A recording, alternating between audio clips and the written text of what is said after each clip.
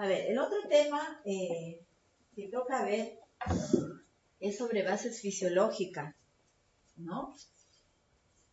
Tenemos que, antes de ver lo que es la terapia nutricional, ver por qué tenemos que dar, ¿no? Desnutrición, nutrición.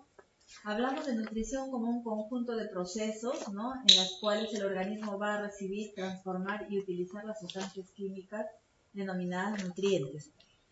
Nosotros ahora hablamos de fármaco nutriente, aquel producto, alimento que va a tener un efecto beneficioso en el proceso fisiológico del organismo. Como necesidad nutritiva, yo voy a tener 3 objetivos: obtener energía, construir y reparar las estructuras orgánicas y regular procesos metabólicos. Cuando nosotros colocábamos a veces nutrición parenteral, el familiar decía, pero no lo veo que se engorde el paciente. Eso no es para engordar, ¿no? O sea, sí, me va a dar energía porque mi organismo necesita quemar energía de muchos procesos, pero lo que me ayuda es esto, reparar estructuras orgánicas y en los procesos metabólicos, ¿no? Eso sobre todo. Por eso es que nosotros hablamos de estabilizar metabólicamente a un paciente cuando puede estar en riesgo de desnutrición o está desnutrido. Los aspectos energéticos del metabolismo, como son producción y utilización de energía en las vías metabólicas, esto implica, ¿no?, todas las vías y los procesos bioquímicos que surgen cuando ingresa un producto. Siguiente. Esta es una gráfica en la cual nosotros actualmente ahorita, ustedes están escuchando, están quemando energía, ¿no? De pronto una persona que esté en reposo en casa, sin hacer nada, está teniendo un metabolismo basal 0, que no requiere, yo digo, yo estoy de vacaciones y no voy a consumir lo mismo que cuando trabajo, ¿no? O cuando no hago un trabajo físico. Pero a veces nos acostumbramos a lo mismo y seguimos en la alimentación recibiendo lo que no corresponde. Y es ahí donde nos engordamos, ¿no? Y decimos, ¿dónde se ve ese alimento? Porque no estoy quemando las mismas calorías que cuando estoy de acá y por allá haciendo diversas actividades. Está relacionado con la actividad física, ¿no? Y la termogénesis, ¿no? Ustedes se han dado cuenta que a veces uno dice, ay, me voy a inscribir al gimnasio. Y más hambre nos da. Yo como más, por eso yo no voy al gimnasio. Sobre todo los primeros días que voy al gimnasio, me agoto tanto que resulto comiendo más que si no hiciera ejercicio. Y eso es al comienzo, ¿no? Porque nuestro cuerpo se va adaptando también a ese ritmo. Entonces, el otro tema es sobre la termogénesis, ¿no? Que es la energía necesaria en todos los procesos. Cuando un nutriente ingresa, el organismo comienza a actuar y sufre transformaciones, ¿no?, para poder llevar este nutriente hasta la energía que nuestros tejidos, nuestros órganos necesitan. Siguiente. Cuando integramos el metabolismo. Entonces, los sustratos, nosotros tenemos diferentes órganos que llevan o requieren diferentes sustratos. Dice que el cerebro es uno de los órganos, es el buen pobre, ¿no? Porque él se contenta con su carbohidrato y su glucosa, 150 le dan y él funciona bien, ¿no? Por eso es que cuando a veces estamos cansados, dormidos, agotados, un poco de glucosa y nos despierta, ¿no? Mientras que otros órganos necesitan proteínas, grasas, oligoelementos, vitaminas. El cerebro no. Con 150 gramos de carbohidratos diario, él está bien, ¿no? Feliz, como dice Mil. Y podemos reaccionar bien. Sabemos que tenemos acá como glucógeno almacenado en el hígado, ¿no?, que me va a proporcionar energía cuando comenzamos con el tema del ayuno, que ya a veces no se da. Por eso es que en los hospitales lo del NPO ya no debe estar, pero aún así en algunas instituciones se sigue instaurando, ¿no? El paciente se va a operar, se va a realizar un examen de repente que amerita que el intestino esté limpio, NPO. Mañana no le hacen porque no vino el personal. Pasado, de repente faltó un material y siguen NPO 3-4 días, ¿no? Entonces eso ya no debe existir ya, ¿no? Y ustedes después de esto ya no hay que permitir que una persona esté sin comer ni un día. Todos los días lo que necesita nuestro cuerpo. Aunque sea con vía. No, si está con, lo que pasa es que la vía, ¿qué le dan en la vía? Le ponen cloruro y sus electrolitos. Eso a mí no me alimenta. O le ponen dextrosa y sus electrolitos. 1 litro de dextrosa para 24 horas le estoy poniendo solo 50 gramos. Ni para mi cerebro, ¿no? Lo mínimo que debo poner son 150 gramos. O sea, por lo menos 2 dextrosas al día, si es que estoy poniéndolo como vía. Pero le estoy dando solo dextrosa. Y mi organismo requiere, para mantener sus estructuras, proteínas, lípidos, electrolitos, vitaminas, oligoelementos, ¿no? Entonces, por ejemplo, a veces todavía se usa en hiperemesis gravídica. Ustedes saben que las gestantes tienen vómitos incoercibles, intratables, que no ceden con dimenhidrinato, ondansetron, y ese bebé se está desnutriendo. Ellos no pueden comer. Entonces, ellos requieren nutrición parenteral, porque no están recibiendo proteínas ni lípidos. ¿Y el bebé cómo se está formando, no? Entonces, ¿qué es lo que les ponen? Dextrosa, bicineral y su sodio y potasio. Eso es lo que se pone. ¿Y el bicineral tendrá las vitaminas que necesita una gestante? ¿No? El tejido adiposo, ¿no? También tenemos como reserva energética. Y ojalá, yo digo que cuando uno deja de comer 2, 3, 4 días, todo lo que saliera fueran las grasitas, ¿no? Todo lo que nos sobra. No, comienza a consumir nuestras proteínas. Eso es lo malo, porque si fuera así, todos hacemos ayunos 5 días y ya bajamos todo lo que sobra. Pero no pasa, ¿no? Entonces es ahí donde se lleva a consumir el músculo, ¿no? Que comienza pues ya, comenzamos a tener algunas reacciones que no corresponden y lleva eso a un grado de depresión de los nutrientes. Y el cerebro es el que coordina o dirige pues todo, por eso por lo menos, a veces decimos, no, nada de azúcar. Yo, por ejemplo, en mi casa no tengo nada de azúcar, ya no consumo azúcar ya. Pero hay en la fruta, hay en otros alimentos que hay azúcar. Entonces al final sí necesitamos los carbohidratos. O sea, no hay que privarse algo así de cero. A veces dicen, no, nada de grasas, pero necesitan los omegas, tu cerebro, necesitamos, ¿no? Alzheimer, hay que acordarnos. Entonces, no hay que privarnos de algo que de repente luego nos puede perjudicar también. Siguiente. Hay que proporcionar energía para el metabolismo, porque donde no le proporcionamos energía comienza a haber hipercatabolismo. Nuestro organismo internamente comienza esa lucha, ¿de dónde obtengo energía? Y comienza a jalar de uno y otro, y es ahí donde se descompensa. Y todo debe estar sincronizado, debe haber un equilibrio, ¿no? Anabolismo, catabolismo, todo debe estar en un equilibrio. Hay que incrementar las reservas de glucógeno en hígado y músculo para favorecer la movilización de glucosa, que es con la insulina. Si me falta insulina, luego la glucosa se comienza a disparar. ¿No se han dado cuenta que actualmente hay cantidad de diabéticos? Cada vez más. Sí. Antes era raro. De 100 creo que uno era diabético. Ahora no. Por tantos factores que conllevan a originar esta enfermedad, ¿no? Y antes decíamos, un adulto nada más, ¿no? Ahora desde niños, pequeños, ¿no? Y eso se va incrementando. Convertir el exceso de energía en triglicéridos para su almacenamiento en tejido adiposo. Necesitamos también estas reservas, ¿no? Porque luego cuando hay un mecanismo descompensatorio, alguna enfermedad, necesitamos utilizar estas reservas para distribuir la energía. Siguiente.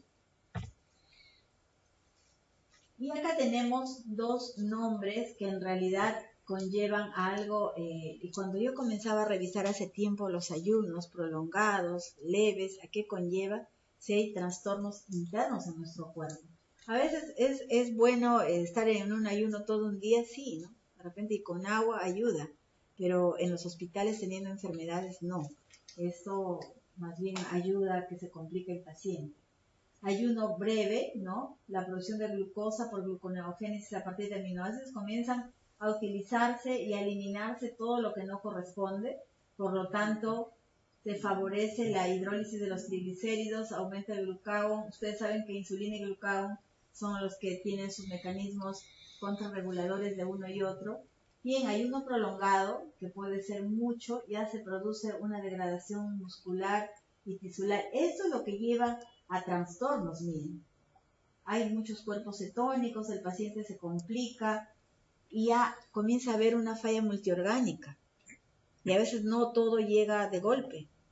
Comienza un órgano a depletarse, otro órgano a fallar, donde todo comienza a complicarse, es donde necesitamos dar una nutrición parenteral urgente, pero también ahí tratando de no sobrealimentar, ¿no? No sé si alguna vez les ha pasado o han visto, dicen, no voy a comer nada, dicen, voy a hacer dieta, pero voy a comer un poquito. Me he privado 4 días y luego al 5.º día el efecto rebote. Tengo hambre y quiero suplir todo lo que no he comido en 5 días. ¿Y qué nos pasa? Dolor, hay un trastorno, porque estamos queriendo recuperar todo lo que hemos perdido en unos días, ¿no? Entonces, esas formas de recuperar lo que se pierde no es lo adecuado también. Siguiente. Y el metabolismo de los nutrientes, ¿no? Entonces, nosotros lo que vamos a recibir con la terapia nutricional enteral o parenteral son macronutrientes, y dentro de ellos carbohidratos, lípidos y proteínas. Cada uno tiene un mecanismo de degradación y lo que al final lo que buscamos es generar energía. Y luego cada uno se va a almacenar donde tiene que ir, ¿no? Convirtiéndose en CO2 y agua. Siguiente. Y tenemos en primer lugar los carbohidratos, ¿no? Que sigue una ruta, miren, cuando somos aparentemente normales como nosotros. Digo aparentemente porque no sabemos qué tenemos a veces. El alimento ingresa por la boca y sigue todo su tramo de digestión. Cuando el paciente está con alguna patología, ¿no? Que de repente no puede comer, va a ser colocada una sonda y no se evita este tramo, llega directo a esta zona, estómago, intestino. Y con la vía parenteral no sigue nada de esta zona y va de frente a sangre, ¿no? Entonces, el metabolismo de los carbohidratos, desde los simples hasta los complejos, van a sufrir una serie de degradación hasta llegar a la mínima expresión, que es glucosa, que es lo que yo necesito para que mi organismo pueda funcionar adecuadamente. Siguiente. ¿Y qué es lo que yo veo acá? ¿No? El principal monosacárido, miren, cuando ingresa a la dieta, si es un alimento complejo, todo lo voy a transformar a glucosa. Y esta glucosa en el intestino, todo el tramo intestinal, tenemos nosotros vellosidades intestinales y están formados, recubiertos por los enterocitos. Y estos enterocitos se alimentan de la glucosa, necesitan. Entonces, cuando no hay, no es solamente que de repente bajo de peso, adelgazo, sino todo comienza a fallar. Y en el intestino, estas vellosidades que son largas, nosotros decimos robustas, porque cuando vemos una lámina se ven así grandes, y cuando hay el ayuno, no hay el alimento, comienza todo a depletarse, ¿no? Entonces, no debe faltar este carbohidrato para que pueda llegar luego a la sangre. La glucosa no atraviesa fácilmente la membrana y para facilitar su entrada requiere insulina, porque si no hay insulina se va a la sangre, se eleva y luego se genera la hiperglicemia, ¿no? Entonces yo puedo comer todo, pero si mi insulina está normal va a remover toda la glucosa que yo tengo para que en la sangre no aparezca como elevada. Y esto va a permitir la captación de aminoácidos para finalmente realizar lo que es la síntesis proteica. Siguiente. Acá, ¿qué es lo que vemos?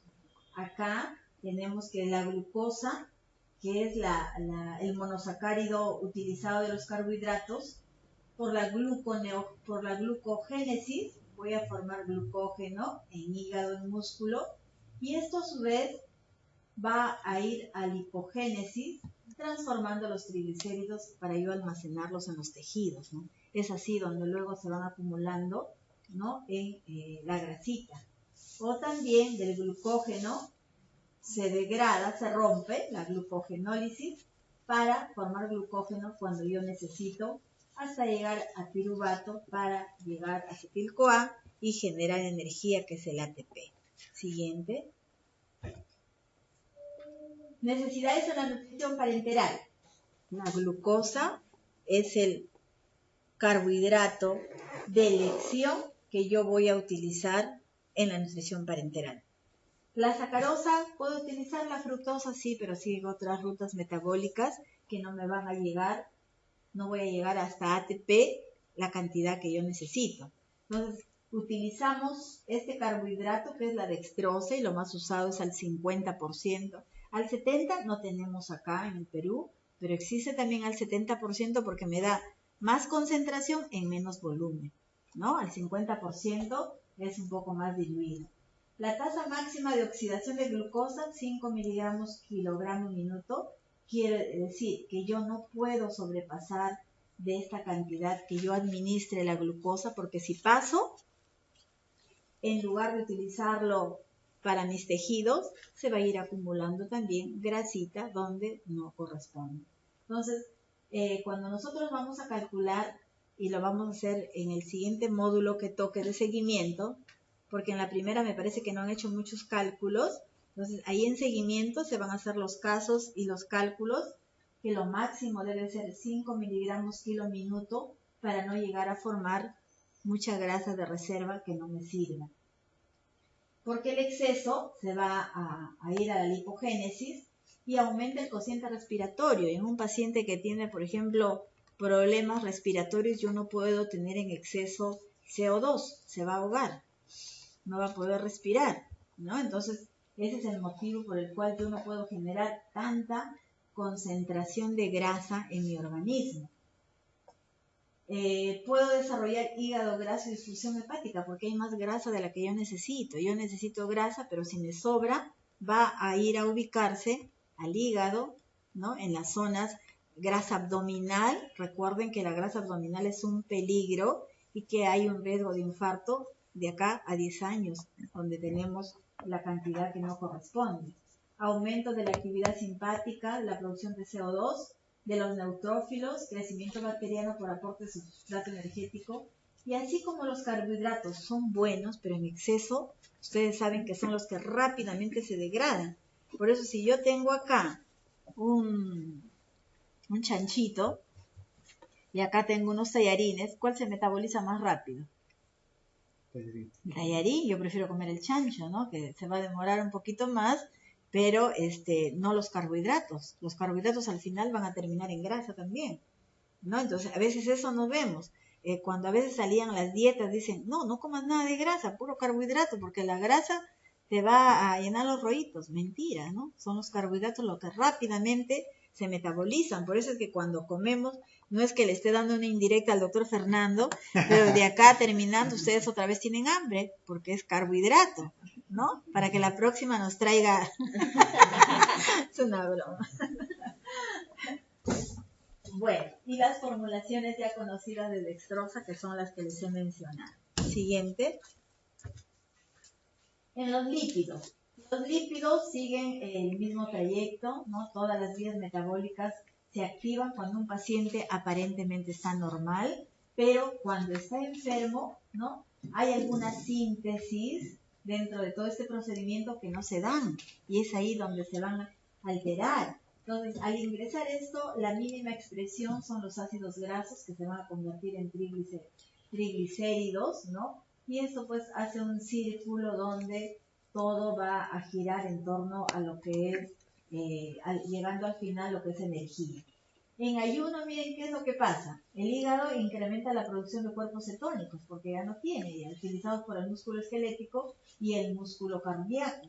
Por lo tanto, el ayuno también me puede llevar a sufrir problemas cardíacos. Todo se altera ya, o sea, por eso hay que tratar de que todo sea, no hay que alterarle a estas reacciones bioquímicas. A veces uno no lo vemos, ¿no? Pero todo nuestro organismo ahora mismo está trabajando, ¿no? Estemos en reposo o estemos en actividad. Estos ácidos son oxidados en las mitocondrias para producir energía o formar cuerpos cetónicos cuando ya son en exceso. Siguiente. Dentro de los lípidos que nosotros tenemos comercialmente, tenemos, ¿no? De diferentes y han ido evolucionando también, ¿no? Primero salieron los de triglicéridos de cadena larga, luego se mezclaron con triglicéridos de cadena media porque el metabolismo era muy dificultoso. Los de cadena larga necesito un transportador que es la carnitina para que se pueda oxidar, ¿no? Luego aparecieron la mezcla de los dos y luego ahora ya hay los estructurados y los que tienen omega 3, que son los de aceite de pescado, que se están utilizando para diferentes pacientes. Pero también no es que sea ya lo óptimo, ¿no? Será beneficioso para algunos pacientes y para otros quizás no. Existen los saturados, que son los de cadena corta, cadena media, cadena larga, y los insaturados, que son los de cadena larga, que al final me van a llevar a conformar los omegas, ¿no? Hay omega 9, 3, 6, los trans, y esta relación, que son los más estudiados, y que decimos, tiene que haber una relación, lo óptimo es 1 de omega 3 por 2 de omega 6, ¿no? Para que no haya ese desbalance. Y estos necesitamos, si es que son esenciales, necesitamos que ingresen al organismo. Nuestro cuerpo produce, genera ácidos grasos, pero hay los no esenciales que muchas veces no los genera y tenemos que administrarlos. Y de uno u otro tipo se van generando, ¿no? Uno me genera otro tipo de ácido graso hasta poder completar todo mi ciclo metabólico que me pueda llevar a metabolizar todos estos ácidos hasta energía. Siguiente. Entonces, los lípidos ingresan al enterocito también gracias a las micelas, se forman acá las micelas, estos van a ingresar, ¿no?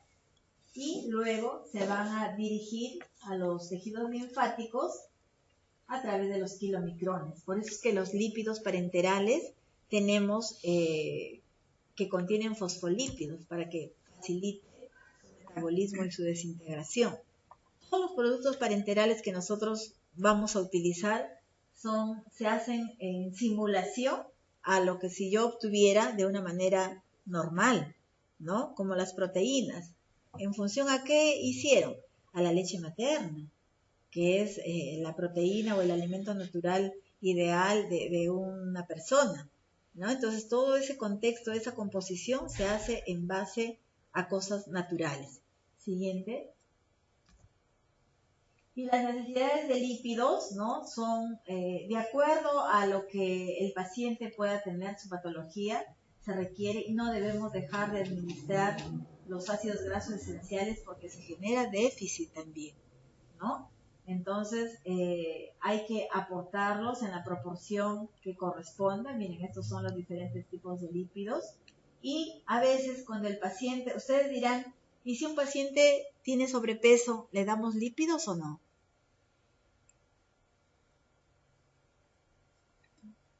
Sí. Le damos, ¿no? Nosotros tuvimos una paciente con obesidad mórbida que ella medía algo de 1,65 m y pesaba como 150 kilos. Y decíamos, pero está obesa, tiene muchos lípidos, tiene mucha reserva, pero no lo está utilizando.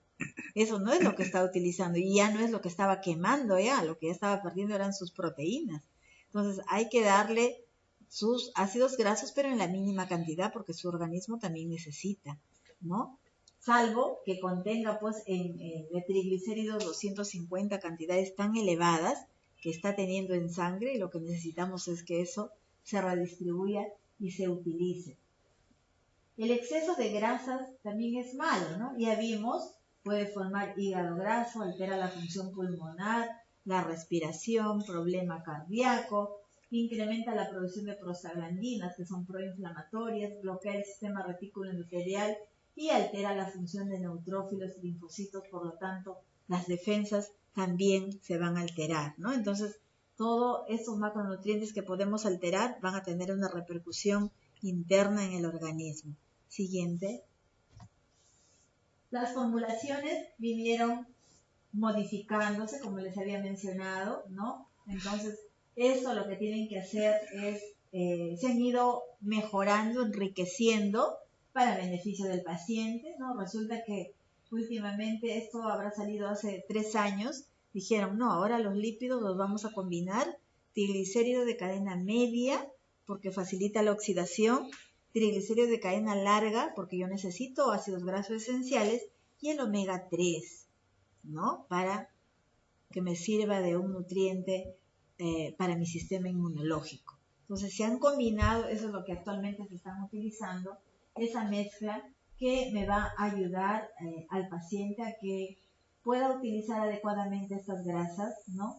Y hay estudios que corroboran y dicen, en caso, por ejemplo, de pacientes críticos, cantidades limitantes de poder utilizar estas grasas, pero igual no hay que dejar de usar.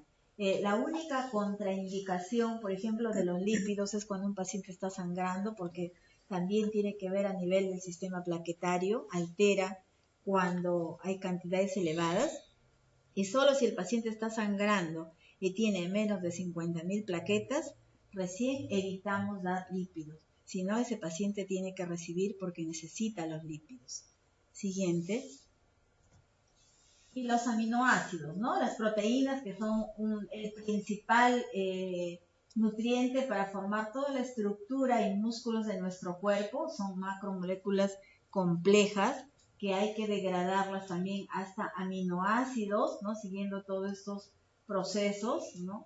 Para poderlo utilizar, porque con otras fórmulas no los podemos utilizar, son absorbidos en el epitelio intestinal y transportados a la sangre para las diferentes funciones, ¿no? Yo puedo dejar de colocar de repente lípidos, pero aminoácidos no puedo dejar de colocar, salvo que un paciente esté con una insuficiencia renal severa, que no tenga hemodiálisis, donde sí me permite a mí corregir, ajustar las proteínas y no darle a los pacientes. Pero si no, hasta lo mínimo debemos de dar, porque recuerden, todas las funciones, si no, no estaríamos hablando, no podríamos hacer muchas actividades que corresponden a un organismo normal. Siguiente. Y el metabolismo, al igual que los carbohidratos y los ácidos grasos, van a llegar hasta su máxima expresión a producir energía. Cuando nosotros formulamos con proteínas, ¿me va a aportar energía? Sí, pero eso no es el objetivo principal de la nutrición parenteral, sino es la estructura, músculos, las pérdidas que yo puedo estar teniendo. Carbohidratos y lípidos sí lo utilizo como energético. Eso sí, ¿cuánto de energía necesito? Eso sí me va a servir justo para bloquear todas esas pérdidas energéticas que yo puedo tener, ¿no? Entonces, proteínas, lo mínimo, ¿no? Que son los aminoácidos. Voy a formar amoníaco, alfa-cetoácido, hasta eliminarlo como urea. Y luego estos pues intervienen en el ciclo de Krebs para igual formar glucosa o CO2 y agua o cuerpos cetónicos, ¿no? Por eso cuando los extremos se van, el paciente a veces, si yo estoy dando una formulación que no corresponde, es donde los macronutrientes que yo estoy brindando se están yendo en exceso a otras ramas. ¿Y consecuencia de qué? De que no formulé bien, de que le estoy colocando en exceso lo que el paciente de repente no necesita. Siguiente. Y acá tenemos, ¿no? Proteínas de la dieta, se van a transformar luego, ¿no? Por diferentes mecanismos, carbohidratos, cuerpos cetónicos, se elimina a través de la urea, que es la forma en la cual yo doso también y veo cómo está la función renal, ¿no? Riñón con proteínas están vinculados, ¿no? Esto me puede generar más daño renal o puede complicar la situación renal de un paciente que tiene insuficiencia. Por eso que cuando hay pacientes con insuficiencia renal, la cantidad de proteínas es limitada, salvo que esté con hemodiálisis. En la hemodiálisis se pierden grandes cantidades de proteínas, entonces yo ahí sí tengo que aumentar el requerimiento, más no cuando no está en esa situación. Siguiente. Requiere interacción, miren acá, la mucosa intestinal, hígado, músculo y riñón. Nosotros cuando hacemos lo que es terapia nutricional, vemos a cada órgano como algo muy importante, demasiado importante. Como el neurólogo, para él todo lo fuerte lo ve el cerebro, de repente el gastroenterólogo solo el estómago y así, ¿no? Nosotros tenemos que cuidar todos estos órganos porque todo lo que vemos va a ir a cada zona, ¿no? Entonces, miren cómo se generan los recambios de proteínas, de 3 a 5 gramos de proteínas por kilo por día. Si yo peso 60 kilos, significa 180 gramos de proteína kilo día se están recambiando en mi organismo constantemente. Entonces yo debo aportar. Yo no puedo dejar a un paciente que no reciba proteínas cuando mi cuerpo está en constante transformación. Y más cuando son niños en edad de crecimiento, los prematuros, los recién nacidos. Ellos tienen un desgaste energético muy grande y también de proteínas. Entonces están en todo este proceso y si yo no aporto, ¿no? Toda esta sincronización que debe darse se pierde. Las proteínas hepáticas se recambian cada 1 a 2 días, ¿no? La actina y la miosina del músculo cada 1 a 2 semanas y algunas enzimas cada 15 minutos. No solamente en la estructura y músculo, son parte de enzimas los aminoácidos.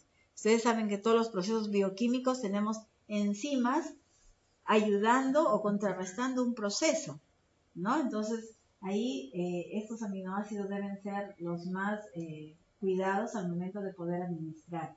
En infecciones, traumatismos y grandes quemados, se incrementa el recambio proteico. Por eso es que en grandes quemados yo debo aportar mucho más proteínas y energía, porque el recambio está a 1000 por hora. Entonces, si hay ese recambio y no encuentra, ¿qué va a recambiar? Se altera otra vez, ¿no? Siguiente. Existen aminoácidos esenciales, semiesenciales y no esenciales. Y todo esto yo debo de tener en un preparado parenteral. Por eso que cuando yo tengo una solución de aminoácidos, debo verificar que todo esto, por lo menos los esenciales, pero igual todos ellos deben de contener en esta formulación. Siguiente. Existen los aminoácidos ramificados, ¿no? Que son necesarios en trauma, en sepsis, insuficiencia hepática y renal, tipo leucina, isoleucina y valina. Si bien son esenciales, pero en estas circunstancias estos disminuyen, se pierden. Entonces, en mi formulación no debe faltar. Y es ahí donde nosotros revisamos, ¿no? Existen infinidad de formulaciones parenterales. Si me vienen a mí los aminoácidos solos, y a veces por precio, de repente no tienen estos aminoácidos esenciales y tienen los no esenciales. ¿Y de qué me sirven los no esenciales? Si yo lo que quiero de primera barrera son los esenciales, ¿no? Hay que suministrar para la síntesis proteica, ¿no? Entonces ya sabemos que constantemente se están recambiando y también para las células del sistema inmune. Por eso es que hay algunos aminoácidos que se utilizan para mejorar nuestro sistema inmunológico. Sirven de precursores para la neoglucogénesis, proveer aminoácidos ramificados que pueden ser oxidados, porque a veces estos aminoácidos se generan de otro y de otro, pero si me falta el intermedio, no llego al aminoácido final que yo necesito. Siguiente. Y el balance nitrogenado, ¿no? Entonces tengo mi metabolismo, los aminoácidos, cómo actúan, hasta dónde me da la parte final, pero yo cómo voy a aportar, cómo voy a medir, en base a qué, mi balance nitrogenado, que esto me mide todos los aminoácidos ingeridos con los eliminados, debe ser neutro, ¿no? Siempre hay un equilibrio en el cuerpo, ¿no? Entonces todo lo que ingresa debe ser igual a lo que sale o por lo menos tener un exceso, un balance positivo. Tener proteínas en mi cuerpo de reserva que yo tenga, ¿no? Porque si yo tengo 0, sí, está en equilibrio, pero alguna enfermedad depleta más. Y entonces yo no tengo nada que me sostenga, ¿no? Entonces, mi balance, dice, debe ser ligeramente positivo hasta 2 a 3 gramos para arriba, más 2 a 3, ¿no? Si yo ingerí, por decir, 100 gramos y elimino 100 gramos, me queda 0. Pero si yo al calcular me va a quedar 2 gramos de nitrógeno, ¿no? Entonces quiere decir que está bien, por lo menos se mantiene. Cuando hacemos los cálculos, que es la pérdida total de nitrógeno, que es igual a la pérdida urinaria de nitrógeno, más pérdidas extrarrenales, y la pérdida urinaria de nitrógeno es urea en orina por este factor, y las pérdidas extrarrenales aproximadamente son 3 gramos, porque son las pérdidas que hacemos por sudor, por otras vías externas, ¿no? Debe de ser mi balance neutro a 2 gramos. Entonces, si toda la pérdida fue, a veces cuando hacemos los cálculos sale 14, y todo lo que ingreso es 16, quiere decir que está bien, me está quedando 2 gramos de más como reserva interna a mi organismo, ¿ya? Y los gramos de nitrógeno que yo ingiero, por ejemplo, 100 gramos entre 6.5, que es el factor de conversión, yo voy a tener 16 gramos de nitrógeno, ¿no? Que eso es lo que mi organismo puede necesitar de acuerdo a lo que yo estoy administrando. Siguiente. Por eso es que el aporte proteico lo hacemos en función al balance, ¿no? Si yo, de repente estamos colocando 100 gramos de aminoácido y en mi balance nitrogenado me sale menos 5. Estoy aportando muy poco, o quiere decir que estoy perdiendo más de lo que estoy ingresando por alguna vía. Algo está pasando ahí. Los requerimientos, estos son variables de acuerdo a la patología, de acuerdo a la situación del paciente, al estado catabólico del paciente, al nivel de estrés. ¿Alguien no está estresado? ¿Podemos decir que alguien no está estresado en algún minuto? Bien difícil, ¿no? Estamos pensando en una cosa, en otra cosa, y eso genera energía, ¿no? Nivel de estrés que ya también nuestro organismo altera. Y ahora las enfermedades se están dando justo por este factor muy importante que es el nivel de estrés, ¿no? Y a veces de una u otra forma se va generando. Entonces, ustedes la próxima clase que van a tener en octubre con el doctor Plácido, él trabaja en el Hospital Santa Rosa, es un profesional que conoce mucho de este tema y trabaja en el tema, y sobre todo que apoya la labor del farmacéutico. Él reconoce que el farmacéutico tiene muchas competencias en este campo y que debe de intervenir de una forma muy importante, ¿no? Debe estar. Entonces, con él van a tocar diferentes patologías, ¿no? Pero ustedes ya saben esto, ¿no? Que de acuerdo al nivel de estrés, uno aporta los requerimientos, ¿no? Si es mayor a relación kilocalorías con gramos de nitrógeno, quiere decir que acá yo voy a sumar todas las kilocalorías que me aportan las grasas y los carbohidratos. Y en los gramos de nitrógeno yo voy a ver cuántos gramos de nitrógeno tengo derivados de la proteína. Entonces, de acuerdo a eso, dice cuando no hay estrés, esta proporción debe ser 150:1. Cuando hay estrés moderado, debe ser 150:100. Si yo tengo 100:1, ¿cuál aumentó? Si normalmente yo tengo acá kilocalorías sobre nitrógeno. En estrés moderado, si yo utilizo la proporción 100:1, ¿cuál aumentó o disminuyó? Disminuyó el nitrógeno. ¿Disminuyó el nitrógeno o aumentó? Aumentó la proporción. El nitrógeno. Yo tenía 150:1, pero ahora tengo 100:1. ¿Bajó el nitrógeno? No, bajó la relación. ¿Cuál de estos dos se alteró? ¿Aumentó o bajó? Para que yo tenga 100, el denominador tiene que aumentar o disminuir. Aumentar, ¿no? Quiere decir que yo voy a aumentar el aporte de proteínas en un estrés moderado. Si yo requiero utilizar 100:1 esta relación. Miren, si es un estrés severo, ¿aumento o disminuyo? Si yo tuviera acá 80,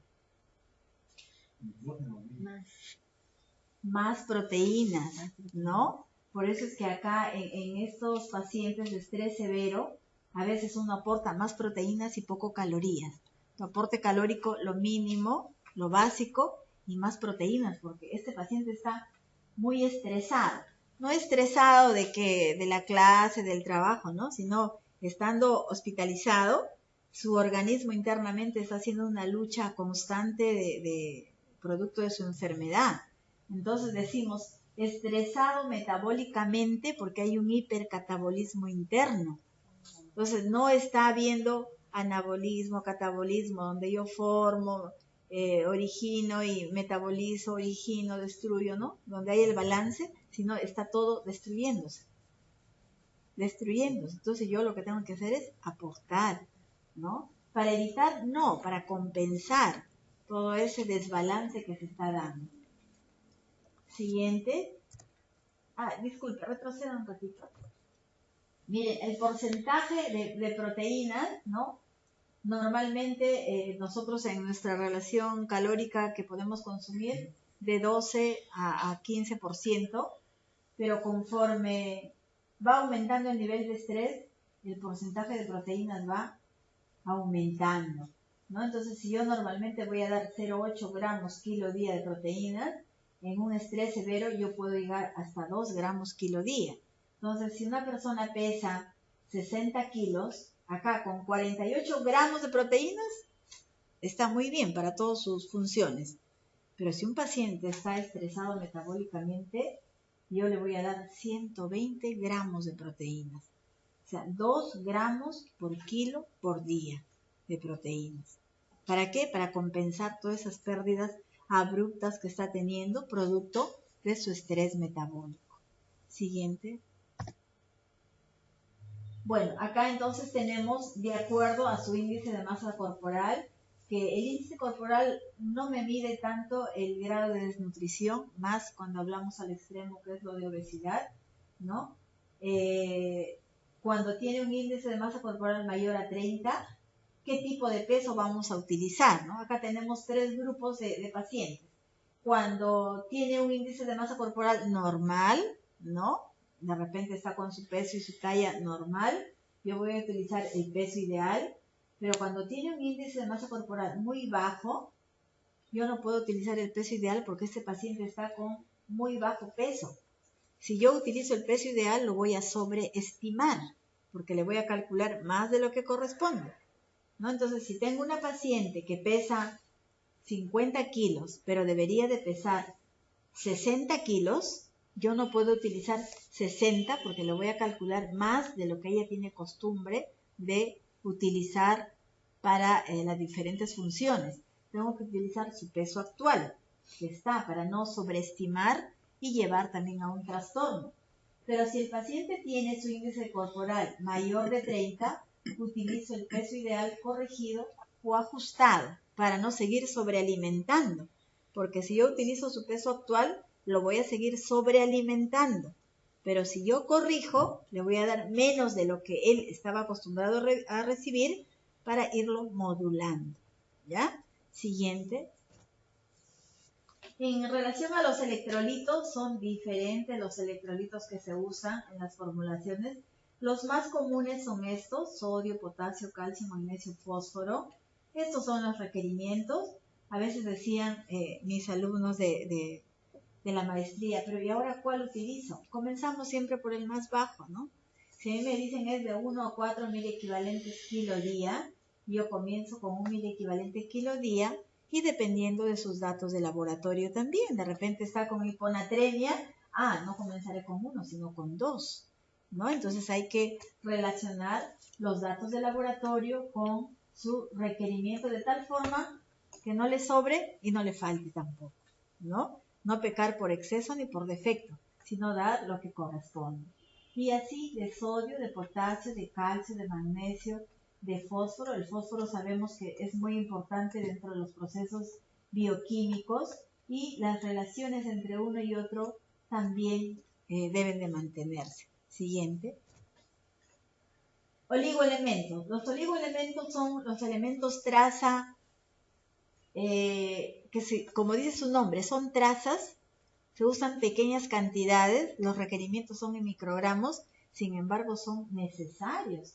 Y muchos de ellos se utilizan como inmunonutrientes, ¿no? Tipo selenio, zinc, dentro del requerimiento general que yo haga. Ayuda a la cicatrización de heridas y a mejorar la inmunocompetencia. Por eso que uno de los objetivos de la terapia nutricional que vemos es que ayuda a mejorar la cicatrización de heridas.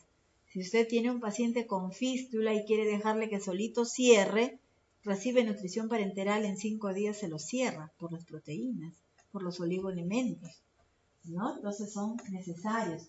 Tenemos zinc, cobre, manganeso, cromo, ¿no? El zinc, muy utilizado, muy importante, ahora ya se está utilizando acá, ¿no? Sobre todo en cirugía, para reparar heridas, ¿no? En procesos de división celular, que también, como dije, tiene su relación con la inmunocompetencia, que es la inmunonutrición, y también no debemos aportarlo en exceso. Todo tiene sus parámetros, y estos parámetros que nosotros encontramos son referenciales. Yo recuerdo que en el Hospital Rebagliati decía mi profesor que utilizaba, el requerimiento era, por decir, de 6 miligramos por día, pero él a veces en un paciente, no recuerdo qué enfermedad tenía, que le facilitaba la pérdida de zinc, y no utilizaba 6, sino el doble, porque todo lo perdía. Entonces gran parte perdía, y lo que retenía era lo que utilizaba, y no llegaba a concentraciones tóxicas,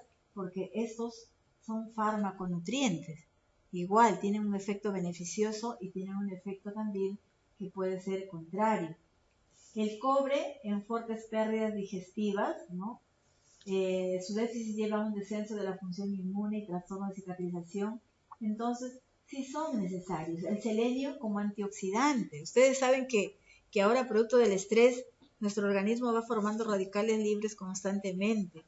Y no hay nada que ayude a neutralizar mejor que los antioxidantes, ¿no? Tipo vitamina A, E, A, C, ¿no? Ahora, ¿cuánto? Si nosotros decimos, muy bien, voy a tomar vitamina C, ¿cuánto? Necesito litros para llegar a compensar esas pérdidas cuando uno tiene.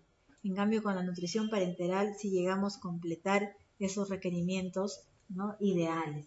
Siguiente.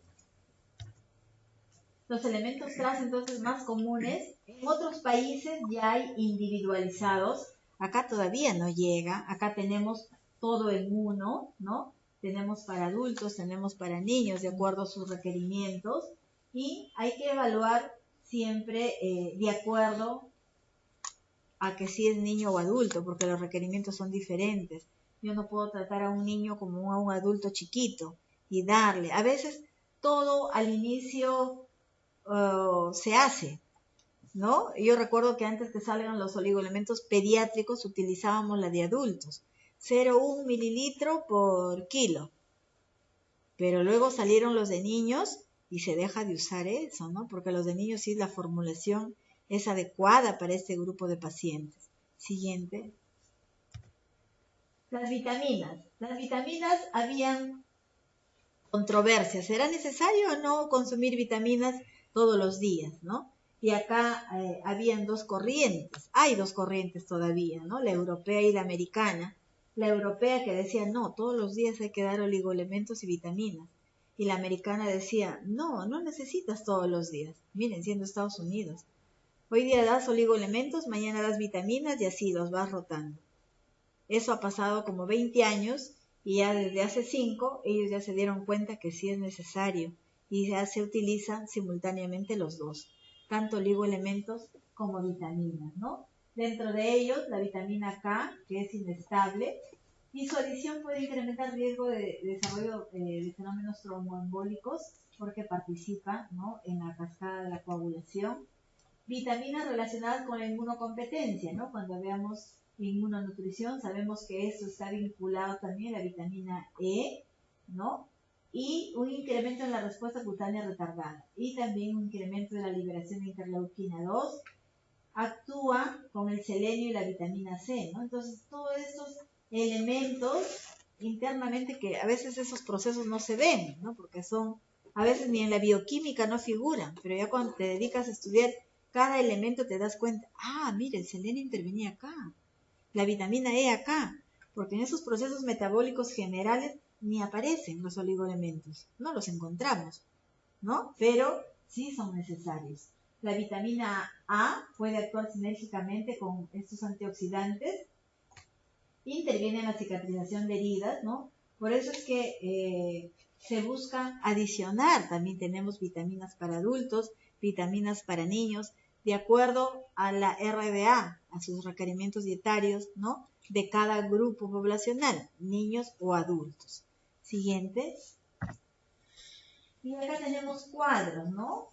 Comparativos, el contenido, y han ido variando también ellos, ¿no? Actualmente hay que nosotros tener en cuenta qué tipo de vitaminas tenemos en el mercado. Ahora van cambiando también, a veces no ingresan.